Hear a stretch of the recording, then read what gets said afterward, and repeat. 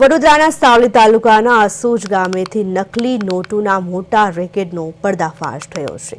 જિલ્લા એલસીબીને મળેલી બાતમીના આધારે હાથ ધરાયેલા ઓપરેશનમાં મહારાષ્ટ્ર અને ઉત્તર પ્રદેશના 2 શખ્સોને દબોચવામાં આવ્યા છે.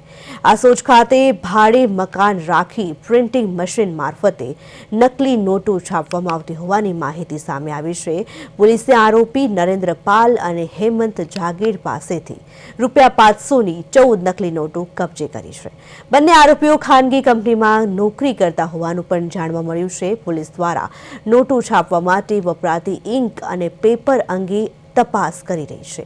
તેમજ મકાન માલિકની સંડોવણી અંગે પણ તપાસ હાથ ધરાઈ છે. આ મામલાની ગંભીરતા જોતા સેન્ટ્રલ એજન્સીઓને જાણ કરવામાં આવી છે અને રેકેટના તાર આંતરરાષ્ટ્રીય ગેંગ સાથે જોડાયેલા છે કે કેમ તે દિશામાં પણ તપાસ શરૂ કરવામાં આવી છે.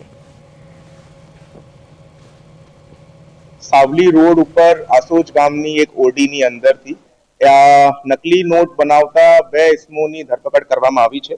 આ બંને ઇસમોના નામ નરેન્દ્ર જંગલાલ પાલ, મૂળ રહેવાસી ઉત્તર પ્રદેશનું છે અને ગયા 10 વર્ષથી આ ગુજરાતની અંદર રહેતો હતો. અને બીજો આરોપી હેમંત મદનલાલ જાંગીર એ મૂળ રહેવાસી મહારાષ્ટ્રનો છે અને થોડાક સમય પહેલા જ અહીંયા આવ્યા છે. આ બંને પાસેથી એમના ઘરમાંથી એક પ્રિન્ટર અને લેપટોપ બદલ નકલી નોટો પ્રિન્ટ કરવાનું જો છે કાર્યવાહી ચલતી હતી, જે પૈકી 14 જેટલા 500ના નકલી બનાવટી નોટ અને 2 જેટલા 200ના નકલી બનાવટી નોટ હાલ પોલીસ દ્વારા કબજે કરવામાં આવ્યા છે.